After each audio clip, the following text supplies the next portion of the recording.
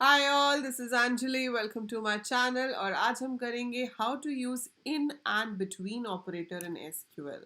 तो जी हाँ, अगर आपको इन और बिटवीन ऑपरेटर यूज करने में कोई भी कंफ्यूजन हो रही है एसक्यूएल में, तो इस वीडियो के बाद नहीं होगी। और अगर आपने कभी करा ही नहीं है तो यू विल फाइंड कि कितने यूजफुल हैं ये, और आप इसको अपनी क्वेरीज में काफ़ी फ्रीक्वेंटली यूज़ करना शुरू कर देंगे to simplify your conditions. So in and between हम यूज़ करते हैं वेयर क्लॉज में, जब हमें कोई कंडीशन चेक करनी होती है। एंड इसका पर्पस क्या होता है? देखो, आप ये काम बिना इन और बिटवीन के भी कर सकते हो, जो कंडीशंस आप यहाँ पर चेक करोगे, लेकिन इन और बिटवीन से वो ज़्यादा सिंपल हो जाती हैं। क्या होती हैं वो मैं आपको बताती हूँ, but if you are visiting the channel for the first time, तो यहाँ पर आपको most of the coding languages के ट्यूटोरियल्स मिल जाएंगे, जो भी आपके स्कूल या कॉलेज लेवल पर कराई जाती हैं। मोर ओवर जो कॉलेज के थियोरेटिकल सब्जेक्ट्स होते हैं, जैसे कि operating system, computer architecture, DBMS, ये सारे टॉपिक्स भी आपको चैनल पे मिलेंगे। सो आप चैनल को फटाफट से सब्सक्राइब कर लीजिए and take the advantage of all the videos we have over here. So चलिए, अब सबसे पहले मैं आपको बिटवीन बताती हूँ। देखो, आपको कुछ भी कंडीशन चेक करनी है जहाँ पर आपको एक रेंज चेक करनी है। जैसे कि आपको कहा जाता है कि वो सारे स्टूडेंट्स बताओ जिनके मार्क्स 80 से 90 के बीच में हैं, या वो सारे एम्प्लॉयज़ बताओ जिनकी सैलरी 50,000 से 1 लाख के बीच में है ना? तो जहाँ पे भी रेंज की बात आ जाती है, और रेंज जनरली हम नंबर्स के ऊपर चेक करते हैं कि भाई ये नंबर इतने से इतने के बीच में लाया करता है, तो वहाँ पर हम यूज़ करते हैं बिटवीन। बिटवीन लिखने का तरीका क्या है कि आप कॉलम का नाम लिखेंगे। सो वट एवर कॉलम जिसके ऊपर आपको कंडीशन चेक करनी है, राइट दैट। फिर आप लिखेंगे कीवर्ड बिटवीन। केस इनसेंसिटिव है एसक्यूएल, तो स्मॉल लिखो कैपिटल लिखो, कोई फर्क नहीं पड़ता। Value 1 and value 2। अब वो क्या करता है कि जो भी आपने यहाँ कॉलम का नाम दिया है, उसकी वैल्यू जो कि जनरली न्यूमेरिक वैल्यू होती है, उसे चेक करता है कि वो इन दोनों वैल्यूज़ के बीच में लाई करती है या नहीं। जैसे कि अगर मैंने लिखा है एज बिटवीन 18 एंड 25, तो दैट मीन्स कि इसमें जिनकी एज 18 है वो भी आ जाएंगे, जिनकी 19 है, 20 है, 21 है, 22 है, 23 है, 24 है, 25 है।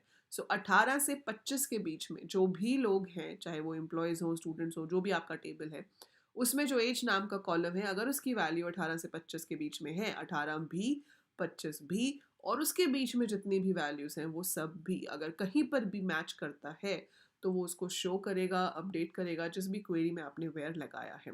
It is equivalent of writing this thing, age greater than equal to 18 and age less than equal to 25।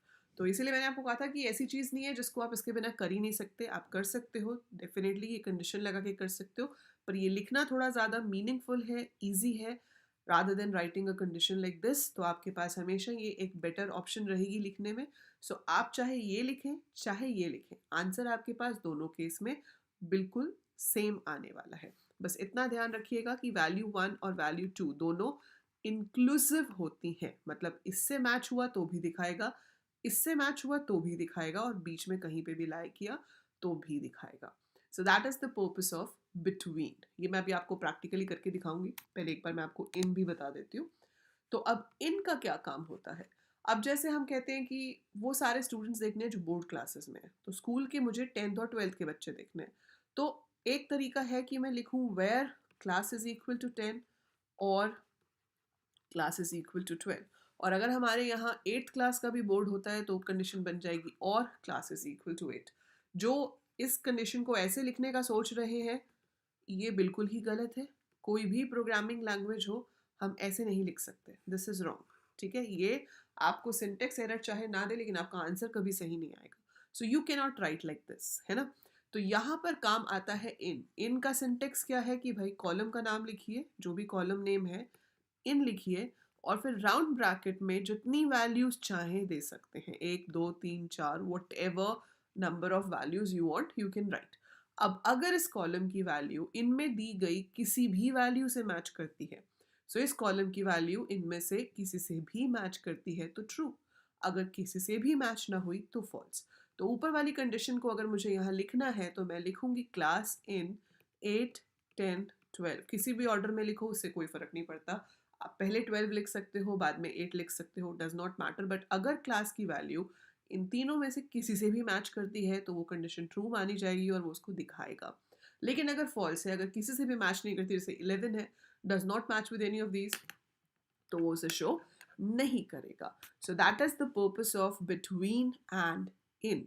अब इसी चीज़ को अगर हम यहाँ पर करके देखना चाहें, हमारे पास एक टेबल है जिसका नाम है स्टूडेंट, जो हम अपनी पहले की वीडियोस में भी यूज़ कर चुके हैं. अब यहाँ पर मैं वही करना चाहती हूँ. I want to see all those students जो कि PCM या कॉमर्स स्ट्रीम वाले हैं. ठीक है, तो PCM या कॉमर्स स्ट्रीम वाले, या मैं कहती हूँ ह्यूमैनिटीज़ या कॉमर्स स्ट्रीम वाले हैं. तो मुझे क्या करना है, मुझे लिखना है select star from student where. दो ऑप्शंस हैं मेरे पास, या तो मैं लिख सकती हूँ stream is equal to humanities और stream is equal to commerce. Another option is मैंने इन लगा दिया, स्ट्रीम इन कॉमर्स, और फिर दूसरी स्ट्रीम लिख दी यहाँ पे ह्यूमैनिटीज़. अब दोनों में से किसी से भी मैच हो जाए, it will show. So that is the purpose of in. तो आप इसे और लगा के भी लिख सकते थे और ऐसे भी लिख सकते हो. ऐसे ही मुझे यहाँ पर मान लीजिए कि कुछ स्टूडेंट्स देखने हैं जिनके एडमिशन नंबर मुझे पता है, तो अगर मैं और लगाने बैठी 4 स्टूडेंट के लिए तो बहुत लंबा हो जाएगा.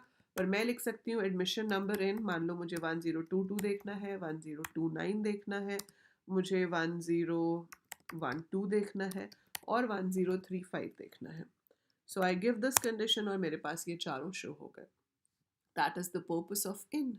ठीक है, सो इस तरह से हम इन लगा सकते हैं.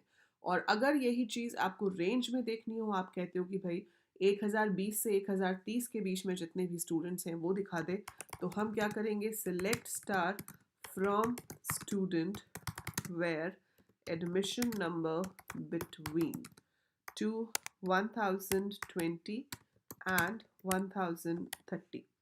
सो 1020 और 30 के बीच में जो थे उसने उनको शो कर दिया. 1035 नहीं आया, 1012 नहीं आया, मतलब जो भी आउटसाइड द रेंज थे वो नहीं आए. जो रेंज के बीच में लाए करते हैं उसने उसको शो कर दिया. तो जब भी आपके पास न्यूमेरिक वैल्यू हो और रेंज चेक करनी हो तो आप बिटवीन लगा सकते हैं. जब आपको मल्टीपल वैल्यूज चेक करनी हो तो बार बार और लिखने की जगह हम इन की हेल्प से वो काम कर सकते हैं.